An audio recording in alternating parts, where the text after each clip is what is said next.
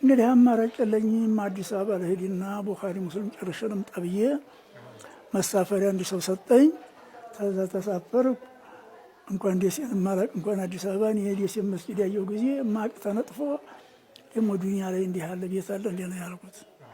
ያን እዛ የደሴው ሸዋበሩ መስጊድ እዛ ተሳፍሬ የመጣው ጅማ ቡለቀም የሚሄዱ ወጣቶች ጋር መኪናው መንገድ እየተበላሸ ወደ 5 ሰዓት ገባን አዲስ አበባ። ወሎ ፈረስ የሚሉት ነበር።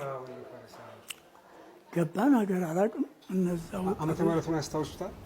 ዓመተ ምህረቱን ያስታውሱታል? አዎ እዛ አሁን ዛሬ ወደ 53 ነው ተመጣው ወደ 53 እዛው መኪናው ላይ አደርን። መግሪብ እየጠቀስኩ ሰገርኩ። ኢሻ አልወረድንም። አፈርም አላገኘው፣ ድንጋይም አላገኘው፣ ውሃም አላገኘው። እነዛ ቡለቀም የሚሄዱ ጋራ መኪናው ላይ አደርን። ኪታብ ደግሞ ቡኻሪ ኪታብ 4 ሙጀለድ ይዣለሁ፣ ምን 5 ሙጀለድ ይዣለሁ ተውሼ እሱን ይዣለሁ። እዛ አደርን። ጠዋት ሰዎች ብቅ አሉ።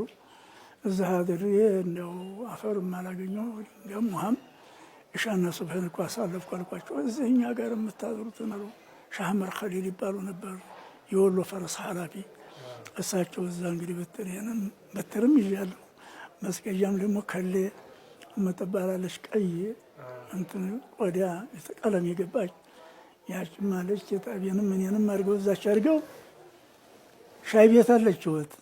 በዛ ጊዜ በ10 ሳንቲም 4 እቺ ረጃጅሚቱ ዲያቦ 4 ትገዛለች። አንድ ዲያቦና አንድ ብርጭቆ ሻይ ሰጡ። ያችን በላሁና ለእንዲህ ነው የመጣሁት። ሀጂ አህመድ ዳለት የሚባሉ አሉ። እሳቸው ዘንዳ ደብዳቤ ይዣለሁ። ስለወት እንግዲህ አሁን እዚች አስቀምጡና አንዋር መስጊድ የሚባል ሂዱ አሉኝ። ሻህ ዑመር ኸሊል እስቲሞት ውስጥ ዛሬ አባቴ ነው የሚመስሉኝ፣ ሴቲቱ ደግሞ እናቴ ናቸው የሚመስሉኝ። ያቺ መቀበልና ያቺ አንድ ብርጭቆ ሻይ ያቺ አንድ ትዳቦ እስቲሞቱ ድረስ ወዛ አለት ነው። አገሬን ባልወድ ኑሮ ሳኡዲ እንዲቀመጥ ተለምኛለሁ፣ ካናዳ እንዲቀመጥ ተለምኛለሁ፣ አሜሪካ ተለምኛለሁ። አሁንም እየተለመንኩ ነው፣ ናቶ እየተባልኩ ነው። እኔ አገሬን ባልወድ መንግስቴን ባልወድ ኑሮ ተካናዳ አልመጣም ነበር።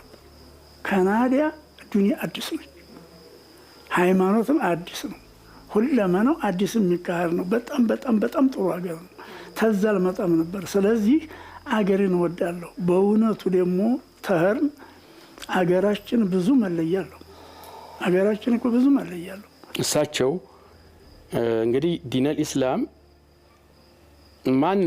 ማንም ሰው በዲኑ ላይ ተጠነከረና ዲኑን ከተገበረው ዲነል ኢስላም የሚያዘው አገሩን መውደድ፣ ህዝብን መውደድ፣ ለማንም ሰው መተናነስ፣ ለማንም ሰው ማዘን፣ ከሁሉ ጋር አብሮ መብላት ነው የሚያዘው። ይሄ የእሳቸው በዲናቸው ላይ ወዲህም ሳይሉ አላህን በመፍራት ቀጥ ያሉ ስለሆነ ከዛ የሚመነጭ ነው።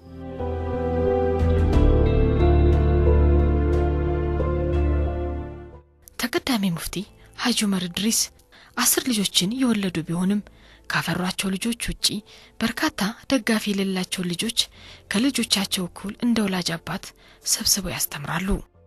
አሁን እዚህ ሲቀመጥ ቀደም ባለው ጊዜ በረመዳን ወደ 100 ይሆናል ሙተዓሊሙ። ረመዳን ውጭ ባለ ወደ 50 ወደ 60 ነበር። አሁን እንኳን እዚህ ወደ 40 አለ። ቀለባቸውን የምችለው እኔ ነኝ። ቁርሳቸውም እዚሁ ነው። አሁን ማፍጠሪያቸው እዚሁ ነው። ማንተን ማለቻቸው በሰው ሀሳብ ነው የኖርኩት። ተልጆቼ ተባልተቤቴ የባልተቤቴ ጋር በልቼ አላውቅም። ልጆቼ ጋር በልቼ አላውቅም። እምበላው ተማሪዎቹ ጋር ከመስሪያ ቤታቸው መጥተው إن كانت إلا صيحة واحدة فإذا هم خامدون يا حسرة على العباد ما يأتيهم من رسول إلا كانوا به يستهزئون ألم يروا كما أهلكنا قبلهم من القرون